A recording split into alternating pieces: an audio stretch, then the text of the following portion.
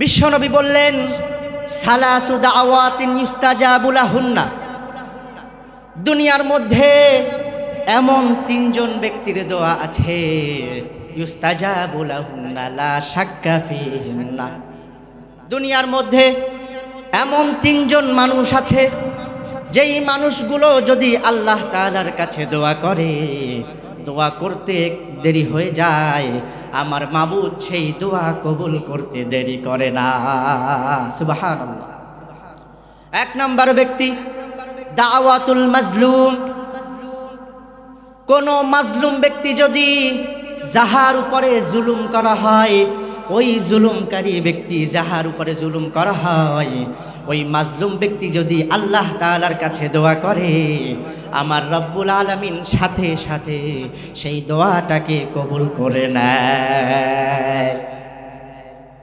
দুই নাম্বার হলো দাওয়াতুল মুসাফির, কোন মুসাফির ব্যক্তি যদি সফররত অবস্থায় আমার আল্লাহ তাআলার কাছে দোয়া করে, আমার রব্বুল আলামিন সেই দোয়া সাথে সাথে কবুল করে নেয়। চিৎকার দিয়া বলেন সুবহানাল্লাহ।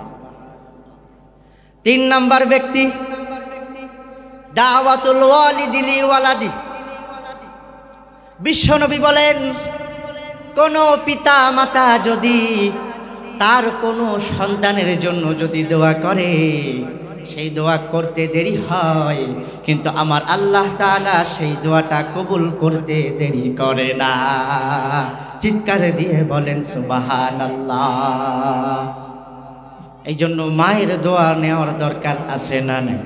চিৎকার দিয়ে বলেন, মায়ের দোয়া দরকার আছে না?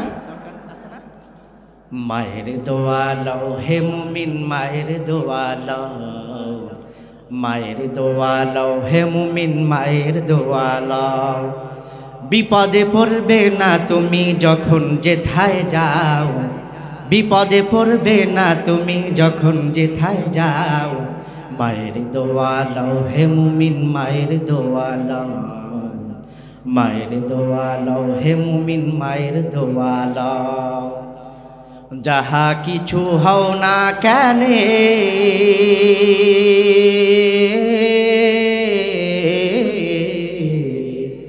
কিছুই না মায়ের দোয়া বিনে,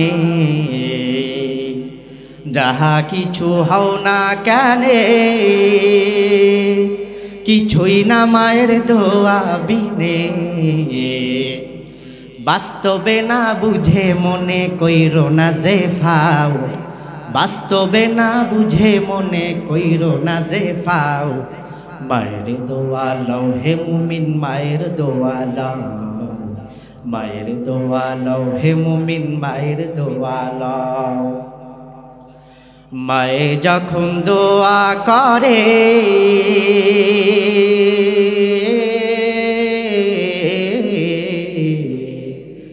চলে যায় আরশ পরে, ঠিক কিনা? মায়ে যখন দোয়া করে,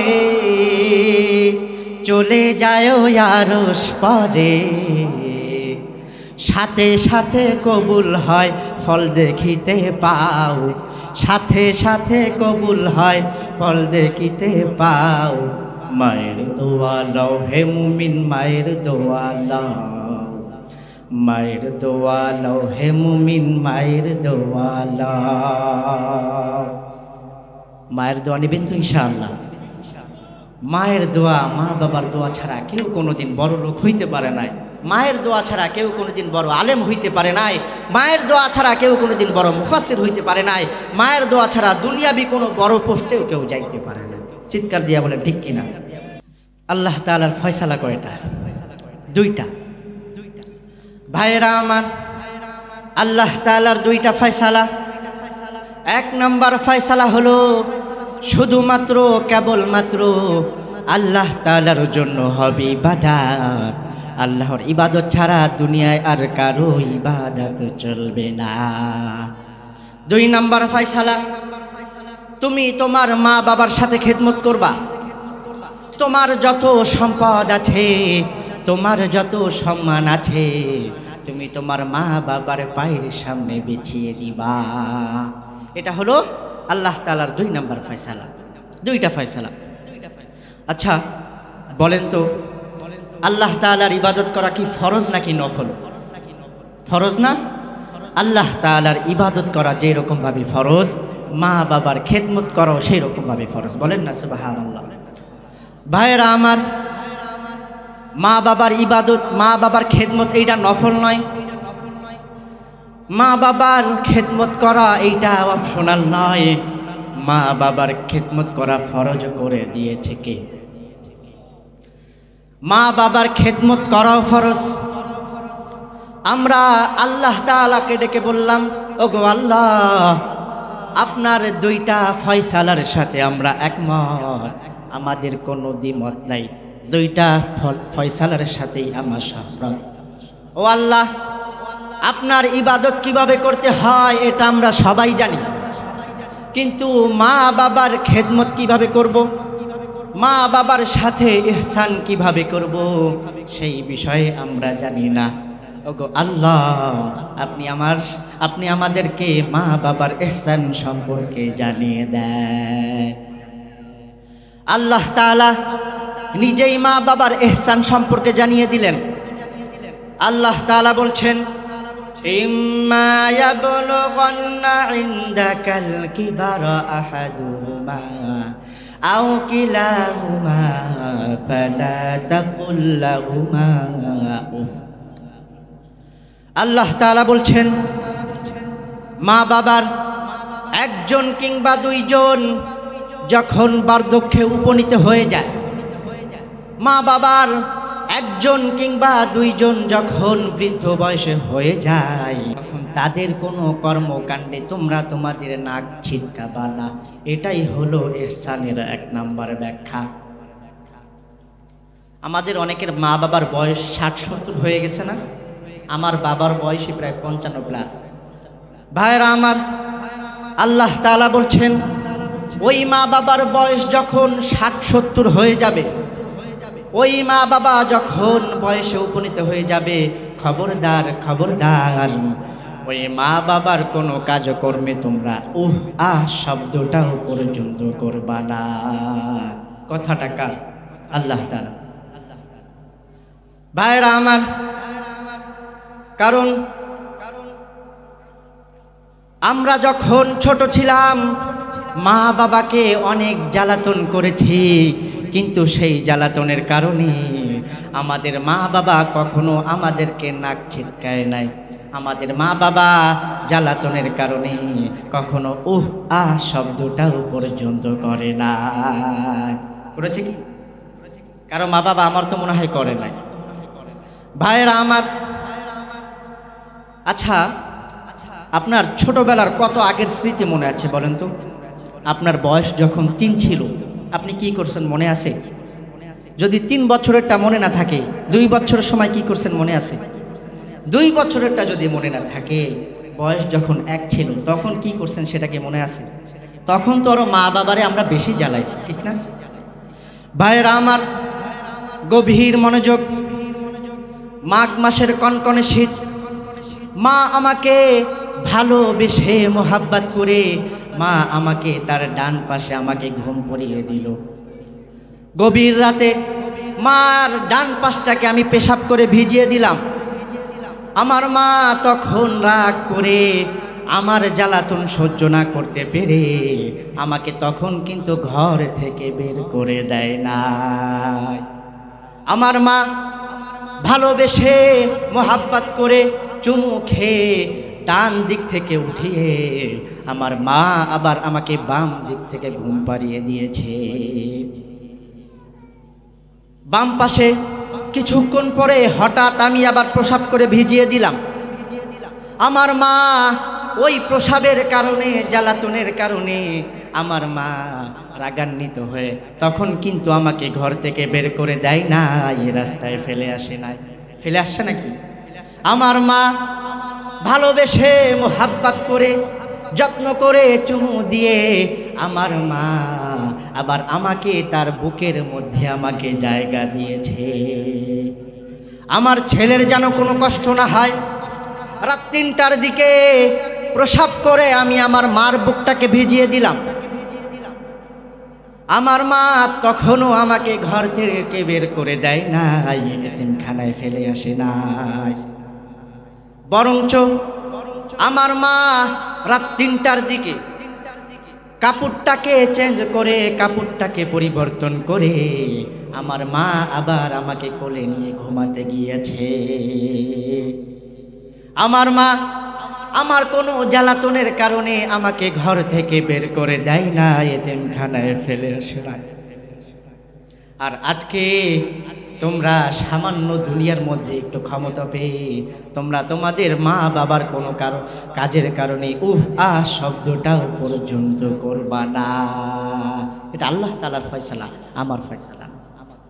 ভাইরা আমার মা আমার বাবা আমাকে মানুষ করতে গিয়ে কত জ্বালাতন সহ্য করেছে। ওই জ্বালাতন সহ্য করার কারণে আমার বাবা কখনো আমাকে ঘর থেকে বের করে দেয় নাই। এই জন্য আল্লাহ তাআলা বলছেন, ইহসান কাকে বলে বোঝো? ওই মা বাবা যখন বয়স হয়ে যাবে ৬০-৭০, ওই মা বাবা যখন বয়স হবার কারণে তোমাদের সাথে যদি বাচ্চার মতো আচরণ করে, খবরদার খবরদার ওই মা বাবাকে তোমরা বৃদ্ধাশ্রমে রেখে এসো না। কারণ তোমরা যখন ছোট ছিলা তোমরা তোমাদের মা বাবাকে অনেক জ্বালাতন করেছ। আমরা আমাদের মা বাবাকে অনেক জ্বালাতন করেছি, কিন্তু আমার মা বাবা রাগান্বিত হয়ে রাগ করে আমাদেরকে এতিমখানায় ফেলে আসে না, এই রাস্তায় ফেলে আসে না। আর আজকে যদি বয়স হবার কারণে তারা যদি তোমার সাথে বাচ্চা সুলভ আচরণ করে, খবরদার খবরদার ওই মা বাবাকে তোমরা বৃদ্ধাশ্রমে রেখে এসো না।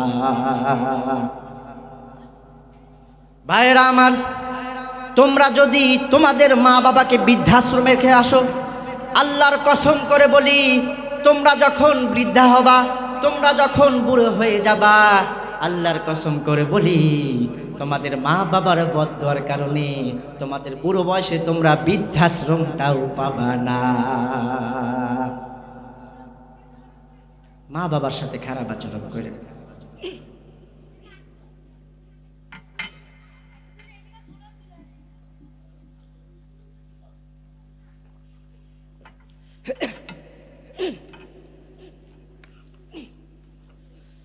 ভাইরা এরপরে আল্লাহ তাআলা বলছেন, ওয়ালা তানহারহুমা, তোমরা তোমাদের মা বাবার সাথে ঝাড়িয়ে দিয়ে কথা বলবা না। কিছু কিছু মানুষ আছে এলাকার সমস্ত মানুষের সাথে ভালো আচরণ করে, প্রতিবেশীর সাথে ফেরেশতার মতো আচরণ করে, কিন্তু বাসায় গেলে মারে ঝাড়ি দিয়ে কথা বলে, মারে তুই তুকারি ব্যবহার করে। এরকম আছে না? ভাইরা কিছু কিছু কুলাঙ্গার আছে, কিছু কিছু বেয়াদব আছে, তারা তাদের মা বাবাকে বুড়া বলে গালি দেয়। কিভাবে তুমি তোমার মা বাবাকে বুড়া বুড়ি বলো? ওই মা বাবা বুড়া বুড়ি হয়েছে তোমার কারণে।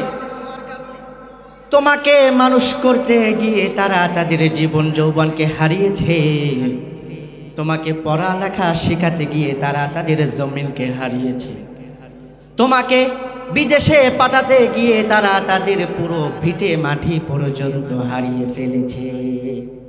আর আজকে তুমি তাদের টাকায় খেয়ে তাদের টাকায় মানুষ হয়ে তুমি তার সাথে ঝাড়ি দিয়ে কথা বলো। এরকম আছে না? ঝাড়ি দিয়েন না। ভাইরা আপনারা যদি আপনার মা বাবার সাথে ঝাড়ি দিয়ে কথা বলেন, আপনার কোনো আমল কাজে আসবে না। ওই মা বাবা যদি কষ্ট পেয়ে একটু শব্দ করে ফেলে, আপনার সব আমলগুলোকে বাতিল করে দিবে কে? আল্লাহ। এরপরে আল্লাহ তাআলা বলছেন, ওয়ালা তানহারহুমা ওয়া কুল লাহুমা কওলান কারীমা, বরং মা বাবার সাথে তোমরা কোমল আচরণ করো। যত ভদ্রতা তুমি শিখেছো, যত নম্রতা তুমি শিখেছো, যত ভদ্র ভাষায় কথা বলা যায়, যত সফটলি কথা বলা যায়, যত মুলাম ভাষায় কথা বলা যায়, বলতে হবে কার সাথে? মা বাবার সাথে। এই জন্য মা বাবাকে কখনো ঝাড়ি দিবেন না। যত ধরনের ভদ্রতা আপনি শিখেছেন মা বাবার সাথে আপনি মেনটেন করবেন, আপনার জীবনে বরকত দিয়ে দিবেন আল্লাহ তাআলা। ভাইরা আমার, এরপরে আল্লাহ তাআলা বলছেন ওয়াখফিদ লাহুমা জানাহাজ-যুল্লি মিনার রাহমাতি ওয়া কুর রাব্বিরহামহুমা কামা রাব্বায়ানি সাগীরা। ওয়াখফিদ লাহুমা জানাহাজ-যুল্লি মিনার রাহমা, তোমরা তোমাদের মা বাবার পায়ের সামনে তোমাদের সমস্ত ক্ষমতা, তোমাদের সমস্ত জানমাল তোমার মায়ের পায়ের সামনে বিছিয়ে দাও। সমস্ত রহমতের চাদর তোমরা তোমাদের মা বাবার পায়ের সামনে বিছিয়ে দাও। তাহলে তোমাদের জীবনে বরকত দিবে কে? তোমরা যদি তোমাদের মা বাবার পায়ের সামনে রহমত বিছিয়ে দাও, আল্লাহ তাআলা তোমার জীবনে বরকত দিয়ে দিবে। ভাইরা আমার, এই জন্য প্রথম বেতনটা পেলে আগে দিবেন মায়ের হাতে। আপনার মা আপনার টাকা হয়তোবা নিবে না, কিন্তু মার হাতে ওই বেতনটা দেবার কারণে আপনার মার মনটা খুশি হয়ে যাবে। আর আপনার মার মনটা যদি খুশি হয়ে যায়, আপনার ইনকামের মধ্যে বরকত দিবে কে? আল্লাহ তাআলা। এই জন্য গিফট যদি আগে কিনেন, সবার আগে কিনবেন মায়ের জন্য। বউরে দিবেন না এটা বলতেছেন, বউরে তো দিতেই হবে, নাইলে তো ঝামেলা আছে। বউরে দিবেন, কিন্তু সবার আগে মায়ের জন্য একটু হাদিয়া দিয়ে যাবেন। একটা পান হোক, মার তো বেশি চাহিদা না, বেশি চাহি না। বউর হয়তো বা বেশি চাহিদা থাকতে গেলে, কিন্তু আমাদের মা বাবার বেশি চাহিদা না। বাসায় যাচ্ছেন, একটা মিষ্টি নিয়ে গেলেন, আপনার মা খুশি হয়ে যাবে। ভাইরা আমার, এই পরে আল্লাহ তাআলা বলছেন তোমাদের মা বাবার একজন কিংবা দুইজন যদি আল্লাহ তাআলার ডাকে সাড়া দিয়ে অন্ধকার কবরে চলে যায়, তখন তোমাদের মা বাবার কবরের সামনে দাঁড়িয়ে বলো রব্বিরহামহুমা কামা রাব্বায়ানি সাগীরা। আল্লাহ তাআলা বলছেন, আল্লাহ তাআলাকে বলো, ওগো আল্লাহ, আমার মা বাবা দুনিয়ায় থাকা অবস্থায় আমার জন্য এত কষ্ট করেছে, আমি ছোটবেলায় এত জ্বালাতন করেছি, আমার মা কখনো আমার জন্য নাক ছিটকায় নাই। আমার মা নিজে না খেয়ে আমার জন্য খাবার রেখেছে। বছরে 2টা ঈদ যায়, আমার বাবারে আমি কোনোদিন নতুন পোশাক কিনতে দেখি নাই, কিন্তু আমার বাবা কোনো ঈদ এমন নাই আমার জন্য পোশাক কেনে নাই।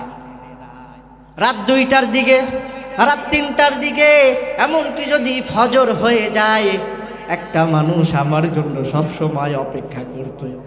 ওই মানুষটার চোখে ঘুম আসতো না। আমার জনম দুঃখিনী মা আমার জন্য সারা রাত পর্যন্ত অপেক্ষা করত। কখন আমার মানিক ঘরে আসবে, কখন আমার ছেলেকে আমি দেখব, আমার পরানটা ঠান্ডা হবে। ওগো আল্লাহ, ওই মানুষটা আজ আমার দুনিয়ার মধ্যে বেঁচে নাই। আর কেউ তো আমার জন্য কাঁদে না, কেউ আমার জন্য আর ভাত নিয়ে বসে থাকে না। এখন যদি রাত 3টার দিকে আসি, দরজা তালা মারা থাকে। এখন যদি 12টার দিকেও আসি, তখন কেউ অপেক্ষায় থাকে না। ওই মা বাবা আজ আমার দুনিয়াতে নাই। ওগো আল্লাহ, ওই মা বাবা যেমন আমাকে দুনিয়ায় লালন পালন করেছে, তুমি ওই কবরের মধ্যে আমার মা বাবাকে সেইভাবে তুমি লালন পালন করো। ও আল্লাহ, এই পৃথিবীতে নিঃস্বার্থভাবে যদি কেউ ভালোবেসে থাকে, আমার মা আর বাবা ছাড়া কেউ নাই। ওগো আল্লাহ, ওই মা বাবার কবরটা তুমি জান্নাতের বাগিচা বানাইয়া দাও। সবাই বলে না আমিন। আল্লাহ তাআলার ফয়সালা কয়টা মনে আছে? 2টা। 1 নম্বর ফয়সালা শুধুমাত্র কেবলমাত্র একমাত্র আল্লাহ তাআলার জন্য হবে ইবাদত এবং পিতা মাতার খেদমত করতে হবে। সবাই একমাত্র। আপনারা ঝিমায় গেছেন না কেন? কথা বলেন না কেন ভাই? কথা না বললে তো জোশ আসে না। একটু কথা বলবেন, সুবহানাল্লাহ, আল্লাহু আকবার একটু বলবেন, ঠিক আছে? ভাইরা আমার, বিশ্বনবী বলেন, এই দুনিয়ার মধ্যে যতগুলো ভালো আমল আছে, দুনিয়ার মধ্যে যতগুলো আল্লাহ তাআলার কাছে পছন্দনীয় আমল আছে, সব থেকে পছন্দনীয় আমল হলো পিতা মাতার খেদমত করা। চিৎকার দিয়ে বলেন সুবহানাল্লাহ। বুখারীর বর্ণনা 5970 নম্বর হাদিস। বিশ্বনবী বলেন, আইয়ুল আমালি আহাব্বু ইলাল্লাহ। বিশ্বনবীর কাছে একজন সাহাবে এসে বললেন, ওগো নবীজি, আল্লাহ তাআলার কাছে সব থেকে পছন্দনীয় আমল কোনটা?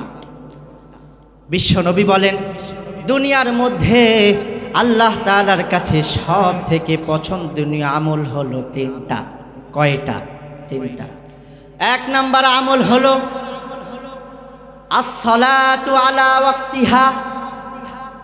দুনিয়ার মধ্যে সব থেকে আল্লাহ তাআলার কাছে পছন্দনীয় আমল হলো সময় মতো নামাজ পড়া। আপনি দুনিয়ার মধ্যে যে প্রান্তেই থাকেন না কেন, দুনিয়ার মধ্যে যে অবস্থাতেই থাকেন না কেন, আপনার রব যখন আপনাকে নামাজের জন্য ডাকে, সমস্ত কাজ ফেলে দিয়ে আল্লাহ তাআলার ডাকে সাড়া দেওয়াই হলো দুনিয়ার মধ্যে সব থেকে ভালো কাজ। এই জন্য নামাজ পড়ার দরকার আছে না নাই? সালাত কায়েম করো, সালাত কায়েম করো, হবে সম্মানী তুমি, হবে জান্নাতি তুমি, হবে সম্মানী তুমি, হবে জান্নাতি তুমি। দিবেন কাল হাসরে শীতল ছায়া আর সে আজিম, রব্বি আলা রব্বি আলাজিম, রব্বি আলা রব্বি আলাজিম। এটা হলো আল্লাহ তাআলার কাছে সবথেকে পছন্দনীয় আমল। ভাইরা আমার, এরপরে 2 নাম্বার আমল হলো বিররুল ওয়ালিদাইন। আল্লাহ তাআলার কাছে সব থেকে পছন্দনীয় আমল হলো পিতা মাতার খেদমত করা। বলেন না সুবহানাল্লাহ। আর 3 নাম্বার আমল হলো আল জিহাদু ফি সাবিলিল্লাহ। আল্লাহ তাআলার রাস্তায় জিহাদ করা হলো সব থেকে আল্লাহ তাআলার কাছে পছন্দনীয় কাজ। ঠিক আছে? এটা হলো আল্লাহ তাআলার কাছে সব থেকে পছন্দনীয় কাজ। এই জন্য 3টা যে আমল আছে বিশ্ব আল্লাহ তাআলার কাছে পছন্দনীয়, এর মধ্যে পিতা মাতার খেদমত আছে না নাই? বলেন। পিতা মাতার খেদমত আল্লাহ তাআলার কাছে যতগুলো পছন্দনীয় আমল আছে, এর মধ্যে একটা আমল হলো পিতা মাতার খেদমত করা। ভাইরা আমার, বিশ্বনবী বললেন, বাবা মা খুশি তো আরশের মালিক খুশি হয়ে যায়, আর বাবা মা নারাজ হলে আমার আল্লাহ তাআলা নারাজ হয়ে যায়। বিশ্বনবী বললেন, রিদার রব্বি ফি রিদাল ওয়ালিদাইন ওয়া সাখাতুর রব্বি ফি সাখাতিল ওয়ালিদাইন। বিশ্বনবী বললেন, তুমি যদি তোমার আল্লাহ তাআলার সন্তুষ্ট পেতে চাও, তাহলে তুমি তোমার মা বাবার সন্তুষ্ট অর্জন করো।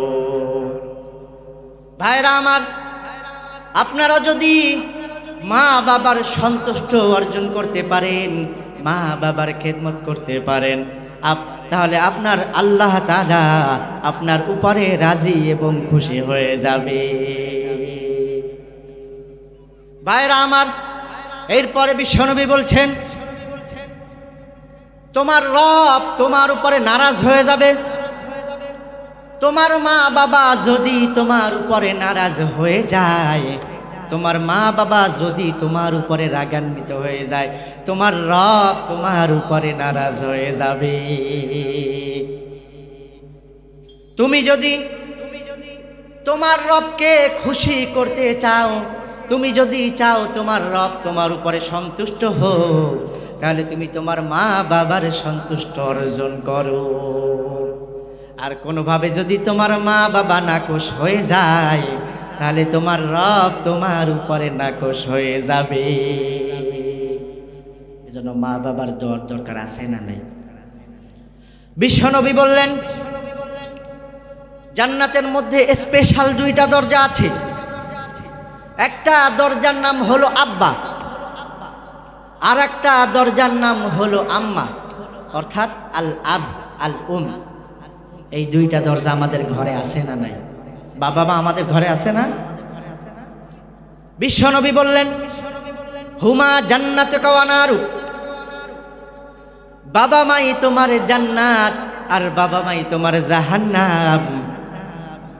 বাবা মাই তোমার জন্য জান্নাত আর বাবা মাই তোমার জন্য জাহান্নাম। এখন তুমি তোমার মা বাবার সাথে কেমন আচরণ করবা, এটা একমাত্র তোমার সিদ্ধান্ত।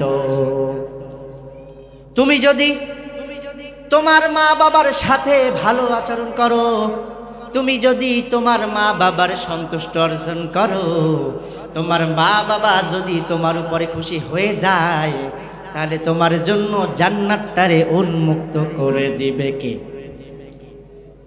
তুমি যদি তোমার মা বাবার সন্তুষ্ট অর্জন করো, তাহলে তোমার জন্য জান্নাতের দরজাটা উন্মুক্ত হয়ে যাবে।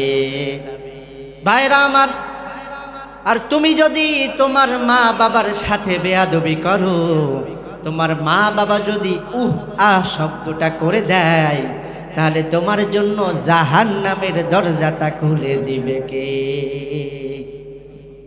মা বাবাই জান্নাত, মা বাবাই জাহান্নাম। এই জন্য মা বাবার দোয়া নেওয়ার দরকার আছে না নাই? ভাইরা আমার, আপনি যতই কপালে সেজদা দেন, সেজদা দিতে দিতে যদি আপনার কপাল কালো হয়ে যায়, আপনি যতই হজ করে হাজী সাহেবের ত্যাগ লাগান, আপনার মা যদি নাখুশ হয়ে আপনাকে বরদোয়া দিয়ে দেয়, সেই দোয়াটা কবুল করে নিবে কে? এই জন্য মা বাবা যদি হিন্দু হয়, মা বাবা যদি খ্রিস্টান হয়, মা বাবা যদি কাফের হয়, মা বাবা যদি মুশরিক হয়, মা বাবার সাথে খারাপ আচরণ করা যাবে না। মা বাবা যদি হিন্দু হয়, মা বাবা যদি কাফের হয়, সে তো আপনার বাবা মা। মা বাবার দোয়া এবং আশীর্বাদ নেওয়ার দরকার আছে না নাই? দরকার আছে না? মা বাবা যদি আপনাকে দোয়া দিয়ে দেয়, আপনার জান্নাত, আর মা বাবা যদি বদদোয়া দেয়, আপনার জন্য জাহান্নাম হয়ে যাবে। ভাইরা আমার, বুখারী শরীফের 5978 নম্বর হাদিস, বিশ্বনবী বলেন, বিশ্বনবীর কাছে একজন সাহাবী আসলেন, ইয়া রাসূলুল্লাহ, ইয়া হাবিবাল্লাহ, আনা মুসলিমা, আমি মুসলিম, ওয়া উম্মি মুশরিকা, কিন্তু আমার মা হলো মুশরিক, আসিলুহা, এখন আমি আমার মায়ের সাথে কেমন আচরণ করব? বিশ্বনবী বললেন, সিলিহা, খবরদার খবরদার, তুমি তোমার মা বাবার সাথে কখনো খারাপ আচরণ করো না। সিলিহা, বরং সর্বদা তুমি তোমার মা বাবার সাথে ভালো আচরণ করো। মা বাবা যদি হিন্দু হয়, মা বাবার দোয়ার দরকার আছে না নাই? মা ভাইরা আমার, মা বাবা যে কত রহমত, মা বাবা যে কত নিয়ামত, থাকলে বিষয়টা বোঝা যায় না, কিন্তু মা বাবা যখন দুনিয়া থেকে চলে যায় তখন বুঝে আসে, কিন্তু তখন বুঝে আসলে আর কোনো লাভ হবে না। ভাইরা আমার, মা বাবা হলো বট গাছের মতো, বটবৃক্ষর মতো আপনাকে আমাকে ছায়া দিয়ে থাকে। মা বাবা হলো ছাতার মতো, সব সময় আমাদের মাথার উপরে দাঁড়িয়ে থাকে। ভাইরা আমার, বন্ধু চলে গেলে বন্ধু পাওয়া যায়, ওয়াইফ চলে গেলে ওয়াইফ পাওয়া যায়, টাকা চলে গেলে আপনি আবার যদি কষ্ট করেন টাকা ইনকাম করতে পারবেন, কিন্তু জনম দক্ষিণী মা বাবা যদি একবার দুনিয়া থেকে চলে যায়, দুনিয়ার সমস্ত কিছু দিয়ে মার থেকে একবার ডাক শুনতে পারবেন না। এই জন্য মা বাবা বাঁচা থাকা অবস্থায় মার দোয়া নেওয়ার দরকার আছে না নাই?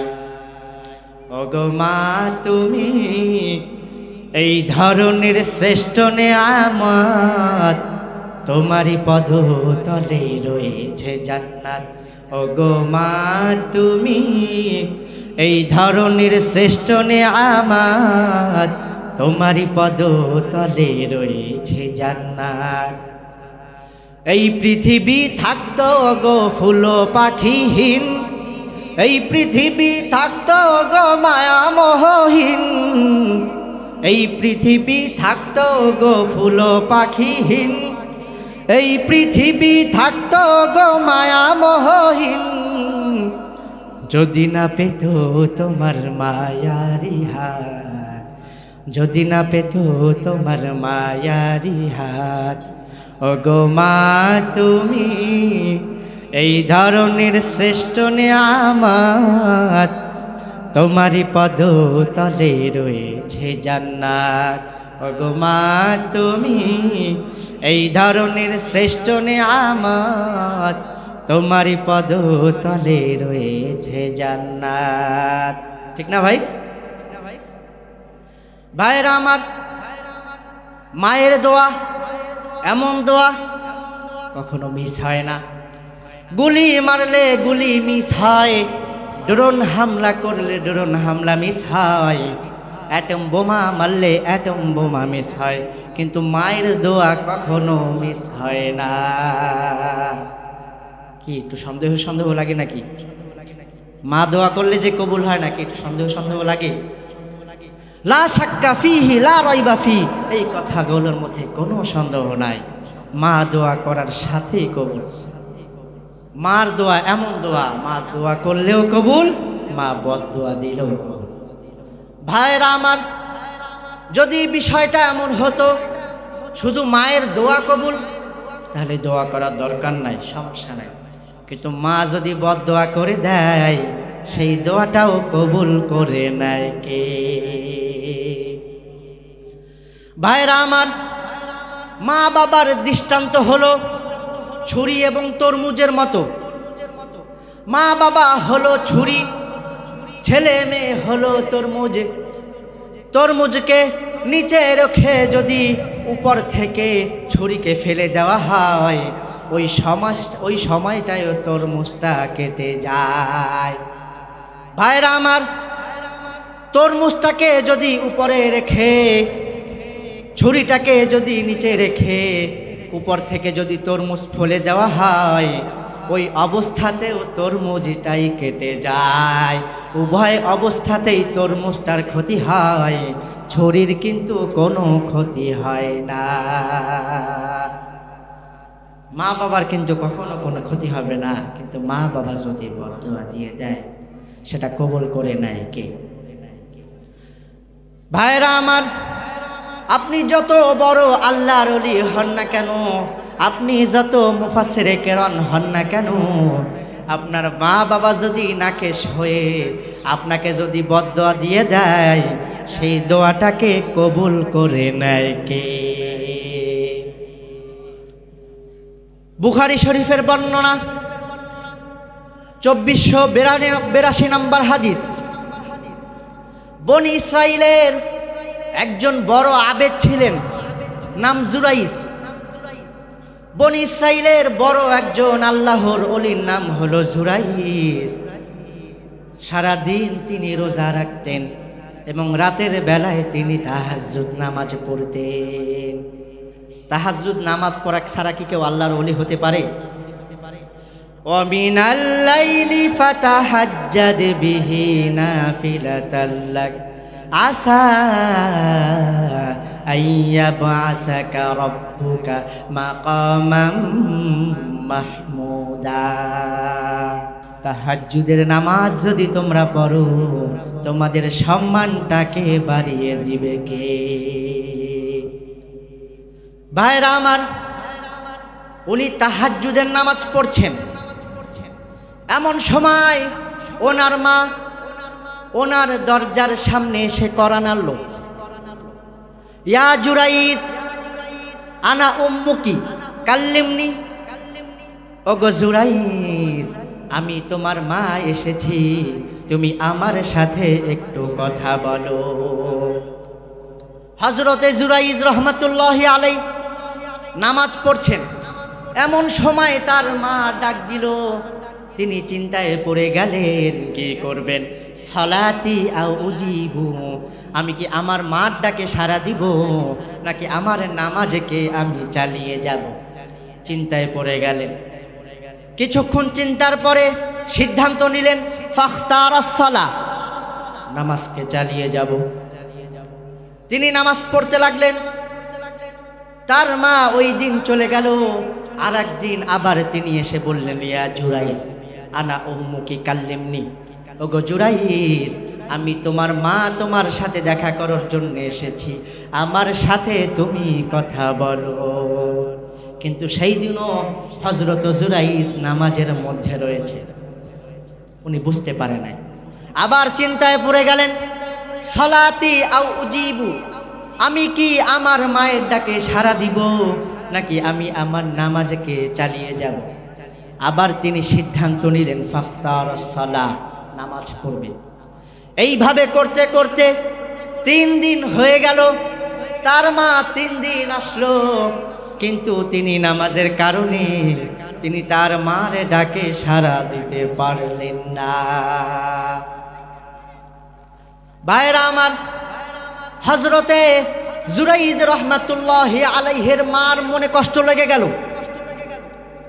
একদিন নয়, 2 দিন নয়, 3টা দিন ছেলের সাথে দেখা করতে আসলাম, কিন্তু আমার ছেলে আমার ডাকে একটা বারও সাড়া দিল না। ওনার মনে কষ্ট চলে আসলো। উনি কষ্ট অবস্থায়, কান্না জড়িত অবস্থায় আল্লাহ তাআলার দরবারে 2টা হাত তুলে দিলেন। আল্লাহুম্মা লা তুমিতহু হাত্তা তুরিয়াহুল মুমিসা। ওগো আল্লাহ, আমার জুরাইজ আমার মনে অনেক কষ্ট দিয়ে ফেলেছে। ওগো আল্লাহ, 1 দিন নয়, 2 দিন নয়, 3টা দিন আসলাম, কিন্তু একটা বার আমার জুরাইজ সাড়া দিল না। ওগো আল্লাহ, আল্লাহুম্মা লা তুমিতহু হাত্তা তুরিয়াহুল মুমিসাত। ওগো আল্লাহ, আমার জুরাইজকে তুমি পতিতা নারীর ফিতনা, দুশ্চরিত্রা নামের ফিতনায় না ফেলে আমার জুরাইজকে তুমি মৃত্যু দান করো না। কথাটা কবুল করে নিয়েছে কে?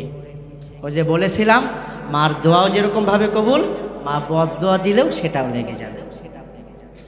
ভাইরা আমার, কিছুদিন পরে একটা পতিতা নারী ওনার দরজার সামনে এসে দাঁড়িয়ে গেল। হযরতে জুরাইজ রহমাতুল্লাহি আলাইহি যখন দরজা খুললেন, তখন দেখতে পেলেন একজন পতিতা নারী তার দরজার সামনে। ওই নারী তার সৌন্দর্য তার সামনে প্রকাশ করছে। দেখো আমি কত সুন্দর, আমার সৌন্দর্যের জন্য অত্র এলাকার সকল মানুষ আমার জন্য পাগল। আসো তুমি আর আমি মিলে অপকর্মের মধ্যে লিপ্ত হয়ে যাই। ভাইরা আমার, যে মানুষগুলো আল্লাহ তাআলাকে ভয় করে, যে মানুষগুলো একমাত্র আল্লাহ তাআলার উপরে ঈমান এনেছে, ওই মানুষগুলো কখনো এই সমস্ত অপকর্মের মধ্যে লিপ্ত হতে পারে না। হযরতে জুরাইজ তাকে নিষেধ করে দিলেন। ওই মেয়ে জুরাইজের সাথে কোনো বোঝাপড়া করতে না পেরে তিনি জুরাইজের বাসার সামনে থেকে চলে আসলেন। প্রতিমধ্যে একজন রাখালের সাথে দেখা, রাখালের সামনে তার সৌন্দর্য প্রকাশ করলেন। রাখাল বলে, পাইছি তোরে। রাখাল আর ওই মেয়েটা মিলে অপকর্মের মধ্যে লিপ্ত হয়ে গেল। ভাইরা আমার, কিছুদিন পরে ওই অপকর্মর ফল হিসাবে, জেনার ফল হিসাবে আমার আল্লাহ তাআলা ওই পতিতার পেটের মধ্যে একটা সন্তান দিয়ে দিল। কিছুদিন পরে ওই সন্তানটা দুনিয়ার মধ্যে ভূমিষ্ঠ হলো। সকল মানুষ ওই মেয়েটাকে জিজ্ঞাসা করলো, কিরে তুই তো বিয়ে করস নাই, তাহলে এই বাচ্চাটা কার? ওই মেয়েটা বলে, এই বাচ্চার বাবা হলো ওই যে আল্লাহর ওলি জুরাইজ। কথাটা কত পার্সেন্ট হাসা? সত্যি কথা, মিথ্যা না? ভাইরা আমার, গ্রামের সকল মানুষ বলতে লাগলো, ওই জুরাইজ রে এতদিন আমরা জানতাম আল্লাহর ওলি, কিন্তু ও যে একটা ভণ্ড এইটা তো আমরা জানতাম না। সারাদিন জুব্বা পরে, ওর কাছে আমরা পানি পরা নিতে যাই, আর রাতের বেলায় মেয়েদের সাথে অপকর্ম করে। চলো সবাই ওর ইবাদত খানা গিয়ে আমরা সবাই ভেঙ্গে দিই। সবাই মিলে লাঠি ছোটা নিয়ে জুরাইজ রহমাতুল্লাহি আলাইহির ইবাদত খানাকে ভেঙ্গে দিল এবং তার সাথে খারাপ ব্যবহার করতে করতে ইবাদত খানা থেকে তার সামনে মাঠের মধ্যে নিয়ে আসলো। হযরতে জুরাইজ রহমাতুল্লাহি আলাইহি বলেন, কিসের জন্য মারতেছো বুঝলাম না। সবাই বলে তুই একটা ভণ্ড, সবাই বলে তুই একটা জেনাকারী। বলছে কি শাস্তি?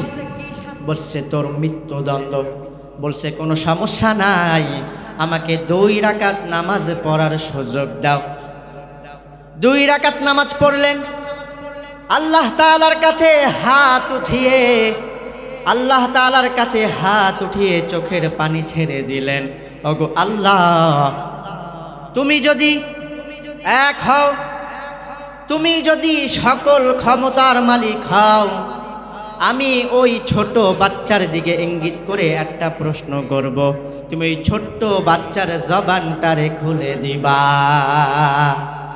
কি আল্লাহ পারে? এত ক্ষমতা আল্লাহ তাআলার। ভাইরা আমার, নামাজ শেষ করে সকল মানুষের সামনে হযরতে জুরাইজ রহমাতুল্লাহি আলাইহি ওই নবজাতক বাচ্চাকে বলতে লাগলো, কুল মান হুয়া আবু, হে বৎস তুমি বলো তোমার পিতাকে। সকল মানুষ হেসে দিল। কি বলে এই ছোট্ট বাচ্চা আবার কথা বলবে কিভাবে? সকল মানুষ হাসতে লাগলো। ভাইরা আমার, কিছুক্ষণ পরে বলল, হে বাচ্চা, তুমি যদি এক আল্লাহ তাআলার আদেশে দুনিয়ার মধ্যে ভূমিষ্ঠ হয়ে থাকো, তাহলে তুমি বলো তোমার পিতাকে। সমস্ত মানুষকে অবাক করে দিয়ে আল্লাহ তাআলা তার জবানটারে খুলে দিল। সমস্ত মানুষকে তাজ্জুব করে ওই বাচ্চা বলতে লাগলো, আংতা লাস্তা আবি, আপনি আমার পিতা নন। ওই যে কোনায় একটা ব্যক্তি দাঁড়ায় আছে, আর রাই, ওই যে রাখাল, আর রাই হুয়া আবি, ওই রাখাল হলো আমার পিতা। চিৎকার দিয়ে বলেন সুবহানাল্লাহ।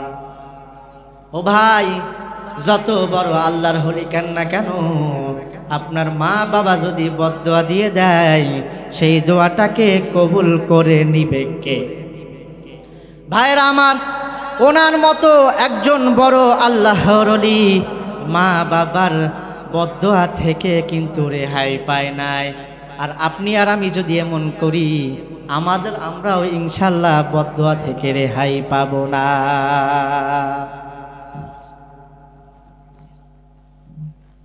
ভাইরা আমার,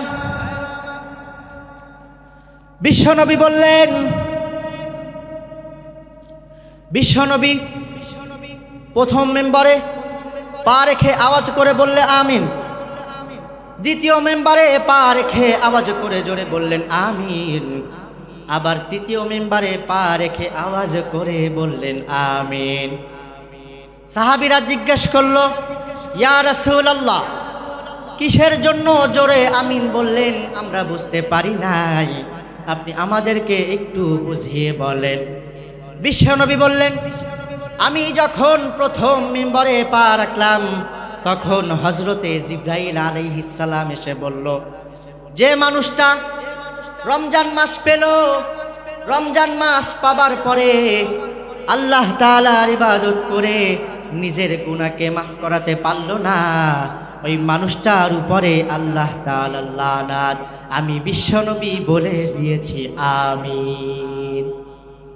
দ্বিতীয় মেম্বারে যখন পা রাখলাম, হযরতে জিবরাইল আলাইহিস সালাম আসলো, বললেন, যে মানুষটা আমি বিশ্বনবী নাম শোনার পরে আমার উপরে দুরূদ পড়ল না, সেই মানুষটার উপরে আল্লাহ তাআলার লানত।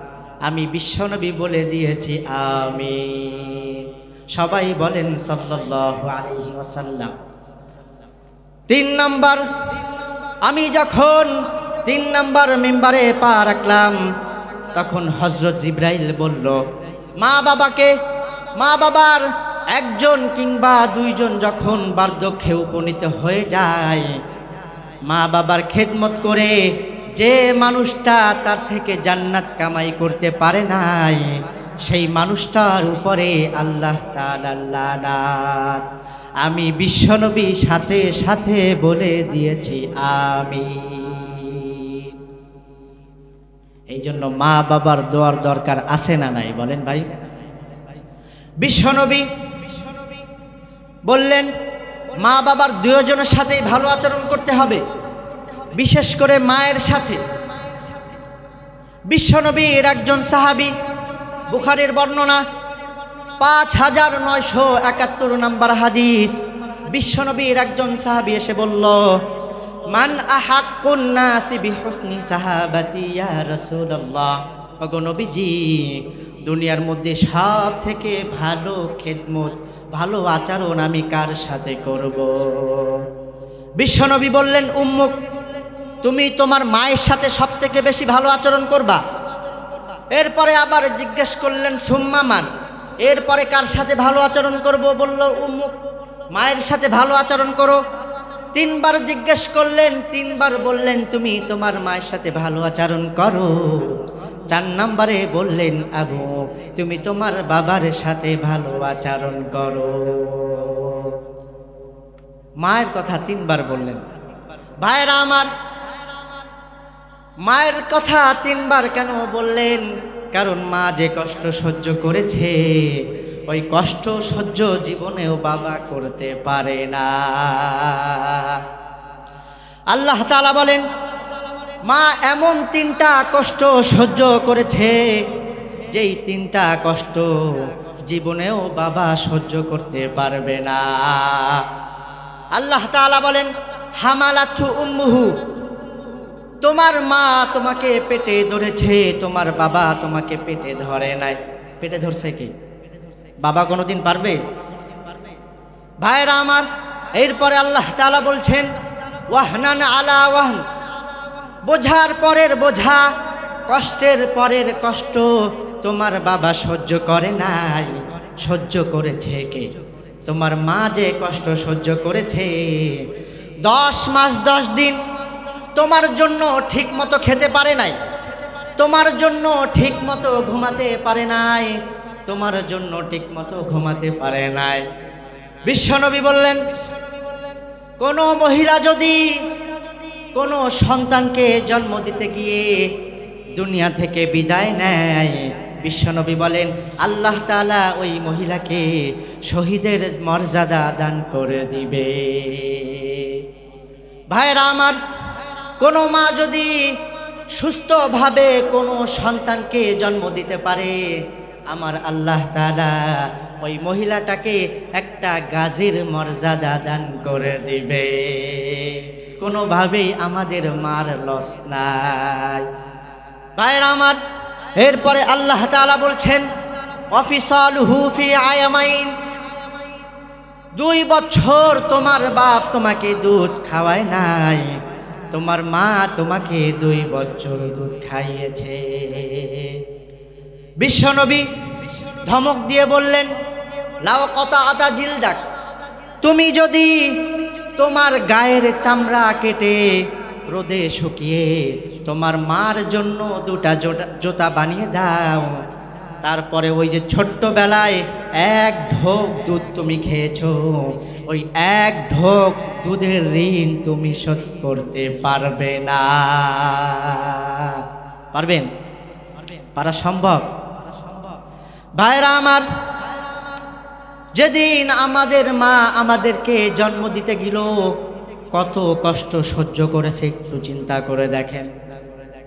মেডিকেল সায়েন্টিস্টরা বলেন, কোনো সুস্থ স্বাভাবিক মানুষ তার দেহের মধ্যে একবারে 45 ইউনিট ব্যথা সহ্য করতে পারে। ব্যথার মাত্রা যদি 45 ইউনিটের ব্যথা বেশি হয়ে যায়, হয়তোবা ওই মানুষটা বেহুশ হয়ে যাবে, আর না হলে ওই মানুষটা দুনিয়া থেকে বিদায় নিয়ে যাবে।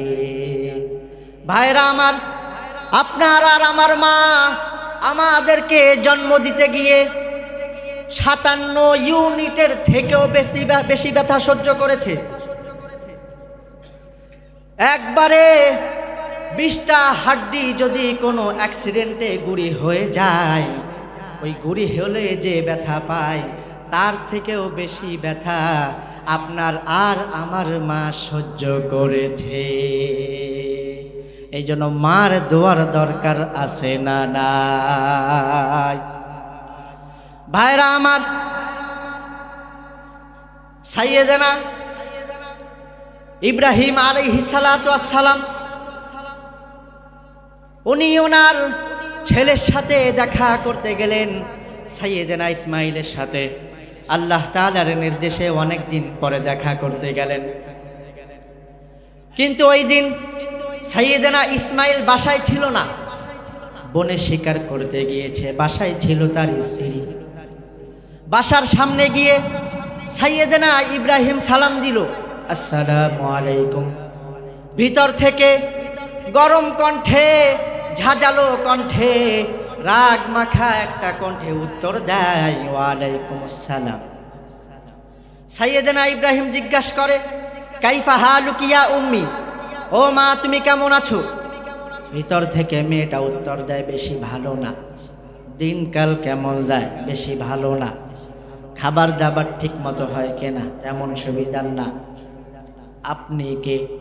ভিতর থেকে ওই মেয়েটা বলে, আপনি কে? সাইয়েদনা ইব্রাহিম আলাইহিস সালাতু ওয়াস সালাম বলেন, আমাকে তুমি চিনবা না। ইযা জাআ যাওজুকি মিনাল গাবা, তোমার স্বামী যখন বন থেকে শিকার করে বাসায় আসবে, ফাকরাই আলাইহিস সালাম, আমার পক্ষ থেকে তুমি তাকে একটা সালাম দিবা। ওয়ামুরিহি আইয়ুগাইরা আতাবাতা বাবি, আর বলবা ঘরের দরজার চৌকাটটা তেমন ভালো না, ঘরের দরজার চৌকাটটা জানুচ্ছে পাল্টে ফেলে। সাইয়েদনা ইব্রাহিম চলে গেল। সাইয়েদনা ইসমাইল বন থেকে ফিরলো। বন থেকে আসার পরে তার বিবি বলে, একটা বুড়া আইছিল। কে আসছিল? বুড়া। কি বলেছে? কিসের জন্য এসেছে? তার স্ত্রী বলে, আপনাকে একটা সালাম দিয়েছে, ওয়ালাইকুম আসসালাম, আর বলেছে ঘরের দরজার চৌকাটটা তেমন ভালো না, আপনি যেন ঘরের দরজার চৌকাটটা যেন পাল্টে ফেলে। সাইয়েদনা ইব্রাহিম ভয় পেয়ে গেল। ঘরের দরজার চৌকাট পাল্টে ফেলতে বলেছে, উনি ভয় পেয়ে গেল। ও মিয়া, চোর চেনে চোরের সিগনাল, পুলিশ চেনে পুলিশের সিগনাল, আর নবী চিনে নবীর সিগনাল। তার বাবা যে কি সিগনাল দিয়েছে সাইয়েদনা ইসমাইল সেটা বুঝে ফেলেছে। স্ত্রীকে ধমক দিয়া বলল, ও পড়ুয়া কাপল, কি করলি? নিজের কপালে নিজে কুড়াল মারলি। ওই যে লোকটারে তুই বুড়া বলে গালি দিলি সে তো আর কেউ না, তোর শ্বশুর আমার পিতা ইব্রাহিম খলিল। আমার বাবা যে কথা বলেছে সেটা তো গ্রিন সিগন্যাল না, রেড সিগন্যাল। আমার বাবা বলেছে তুই বেশি সুবিধার না, আমি জানো তোরে তালাক দিয়ে দে, যা আমি তোরে তালাক দিয়ে দিলাম। আপনার বাবাও যদি তালাক দিয়ে দিতে বলে স্ত্রীরে, তালাক দিয়ে দিয়েন না। আপনার বাবাও বাবা, সাইয়েদনা ইসমাইলের পিতা ইব্রাহিমও বাবা, উনি আল্লাহর নবী, উনি ওহির মাধ্যমে কথা বলে, উনি কোনো আজনবী কথা বলে না। ভাইরা আমার, তালাক দিয়ে দিলেন। কিছুদিন পরে আরেকটা ভালো বংশীয় মেয়ে, দিনদার মেয়েকে বিয়ে করলেন সাইয়েদনা ইব্রাহিম। কিছুদিন পরে আবার আল্লাহ তাআলার নির্দেশে তার ছেলের সাথে দেখা করতে আসলেন। ওই দিনও সাইয়েদনা ইসমাইল বাসায় ছিল না, বনে শিকার করতে গিয়েছে। বাসার সামনে এসে সাইয়েদনা ইব্রাহিম সালাম দিল, আসসালামু আলাইকুম। এবার ভিতর থেকে নরম কণ্ঠে, মুলায়েম কণ্ঠে, সুন্দর ভাষায় একটা মেয়ে উত্তর দেয়, ওয়ালাইকুম সালাম। কাইফা হালুকি ইয়া উম্মি, ও মা তুমি কেমন আছো? আলহামদুলিল্লাহ আলা কুল্লি হাল, আমরা সব সময় ভালো থাকি। দিনকাল কেমন যায়? অনেক ভালো। খাবার দাবার ঠিক মতো হয় কিনা? আলহামদুলিল্লাহ অনেক ভালো হয়। আপনি কে? আমারে তুমি চিনবা না। ওই মেয়েটা ভিতর থেকে বলে, আমি আপনাকে চিনতে চাই। কে আপনি? দয়ালু মানুষ, আল্লাহর ওলি মানুষ। এই মরুভূমির মধ্যে আমাদের কেউ খোঁজ খবর নেয় না। কে আপনি? দয়ালু মানুষ। বাহিরে কেন রোদের মধ্যে দাঁড়িয়েছেন? আসেন, ঘরের ভিতরে আসেন। সাইয়েদনা ইব্রাহিম যেতে চায় না, জোর করে ঘরের মধ্যে নিয়ে গেল, আপ্যায়ন করলো, খেজুর খাওয়ালো, শরবত বানিয়ে খাওয়ালো, রুটি বানিয়ে খাওয়ালো, গোস্ত বানিয়ে খাওয়ালো। এই আপ্যায়ন দেখে সাইয়েদনা ইব্রাহিম চোখের পানি ছেড়ে দেয়। ও মিয়া, আগেরটাও মাইয়া, এটাও নাই, পার্থক্য আছে না নাই? ভাইরা আমার, উনি ওনার মাথায় হাত বুলে দোয়া দিয়ে দিল।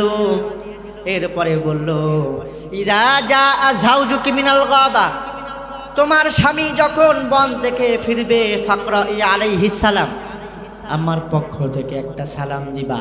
আমুরিহি আইয়ুসবিতা আতাবাতা বাবি, আর বলবা ঘরের দরজার চৌকাটটা অনেক ভালো, ঘরের দরজার চৌকাটটা জানো তুমি জীবনেও কোনো দিন না পাল্টা।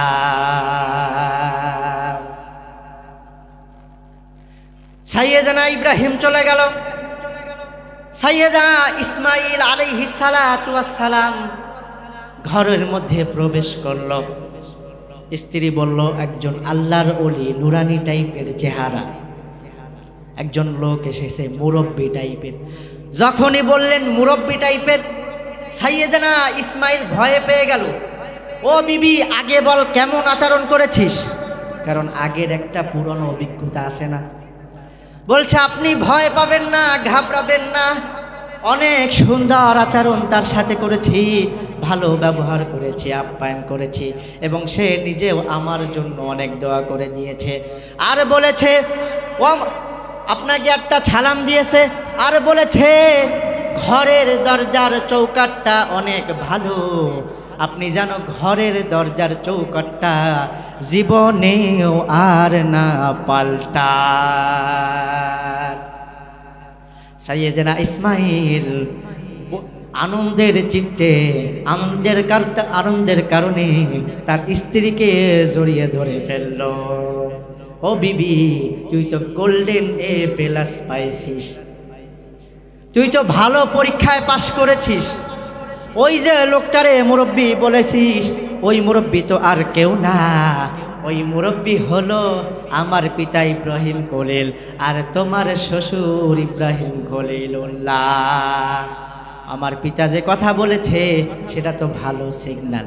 আমার পিতা বলেছে, এই যে তোর হাত আমি দুনিয়ার মধ্যে ধরেছি, এই হাত আমি আর জানো জীবনেও কোনো দিন না ছাড়ি।